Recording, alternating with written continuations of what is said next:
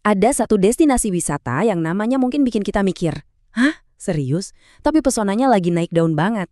Hari ini kita bakal jalan-jalan virtual ke tempat unik ini, Gunung Kasur. Oke, kita langsung aja ya. Dengar nama Gunung Kasur, apa coba yang kepikiran? Aneh banget kan?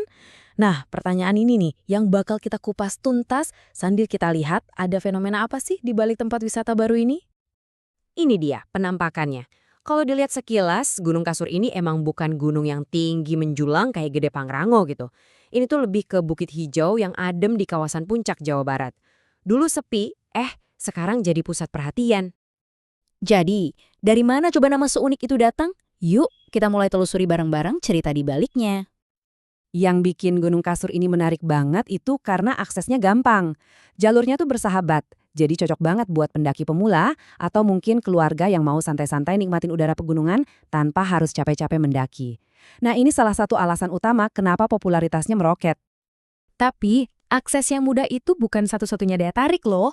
Terus, apalagi sih yang dicari pengunjung sampai ke puncaknya? Nah, ini dia nih yang bikin betah. Dari puncaknya itu, kita bisa lihat pemandangan kota Cipanas yang, wah, luas banyak. Coba deh bayangin, udaranya sejuk, suasananya tenang, jauh dari berisiknya kota. Pemandangannya juga ganti-ganti terus, dari yang berkabut pas matahari terbit, sampai kelap-kelip lampu kota pas malam. Ini nih yang bikin orang pengen balik lagi dan lagi. Tapi keindahan alamnya itu baru satu lapisan cerita. Di baliknya, ternyata ada lapisan sejarah dan legenda yang dalam banget. Dan ini dia jawabannya. Jadi nama Gunung Kasur itu datang dari formasi batu yang unik banget ini. Batunya gede dan bentuknya mirip kasur, lengkap pula sama yang dipercaya warga sekitar sebagai bantal dan guling dari batu.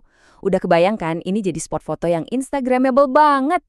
Selain batu kasur yang ikonik itu, ada sisi spiritualnya juga. Di sini tuh ada makam Eyang Jayapaksi, seorang tokoh yang dihormati dan katanya sih keturunan kerajaan kuno. Nggak jauh dari situ, ada juga jejak kaki misterius di bebatuan. Jadi mendaki ke sini tuh bukan cuma soal olahraga, tapi juga semacam perjalanan napak tilas cerita rakyat dan sejarah lokal. Terus, gimana ceritanya? Tempat yang tadinya adem ayem ini bisa tiba-tiba meledak di era digital. Yuk kita lihat. Nah, perbandingan ini nunjukin transformasinya dengan jelas banget. Bertahun-tahun lalu, tempat ini paling dipakai buat acara sekolah, kayak kemah Sabtu Linggu gitu. Tapi gara-gara media sosial, semuanya berubah total. Sekarang, tiap akhir pekan, wih, rame banget sama berbagai macam orang. Ada keluarga, komunitas motor, sampai para pemburu konten. Hasilnya gimana? Ketenaran ini ternyata menciptakan ekonomi kecil di sekitarnya. Warung-warung makanan dan minuman lokal mulai tumbuh, melayani pengunjung yang datang terus-terusan. Ini bukti nyata loh, gimana sebuah tren digital bisa ngasih dampak ekonomi yang real. Tapi, ya gitu, popularitas yang cepat banget naiknya itu selalu datang sama tantangan. Pertanyaannya, pertumbuhan ini bisa bertahan lama nggak ya? Nah, ini nih bagian terakhir yang paling penting.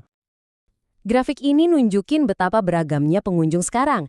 Ada anak-anak muda yang nyari foto keren, keluarga yang piknik, komunitas lokal, sama pecinta alam sejati yang udah dari dulu suka tempat ini. Nah, ngatur kebutuhan semua kelompok yang beda-beda ini, itu tantangan terbesarnya. Dan disinilah letak dilemanya. Di satu sisi, bagus banget kan ada pertumbuhan ekonomi lokal, ada kegiatan baru. Tapi di sisi lain, ada resiko yang nggak main-main. Kerusakan lingkungan, situs-situs bersejarah yang mungkin terganggu. Jadi ini kayak pedang bermata dua. Gimana caranya cari jalan tengahnya? Nah, itu dia kuncinya.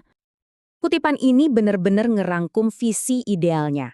Tujuan itu bukan cuma narik turis banyak-banyaknya, tapi gimana caranya ngembangin sebuah destinasi yang menghargai budaya, ngasih edukasi ke pengunjung, dan yang paling penting, ngejaga alamnya. Intinya sih pariwisata yang bertanggung jawab. Jadi cerita Gunung Kasur ini ninggalin kita sebuah pertanyaan besar. Ini bukan cuma soal satu bukit di Jawa Barat, tapi tentang semua tempat-tempat indah di dunia yang tiba-tiba ditemukan sama internet. Gimana ya cara kita menikmati keajaiban ini tanpa merusaknya? Sesuatu buat kita renungkan bareng-bareng.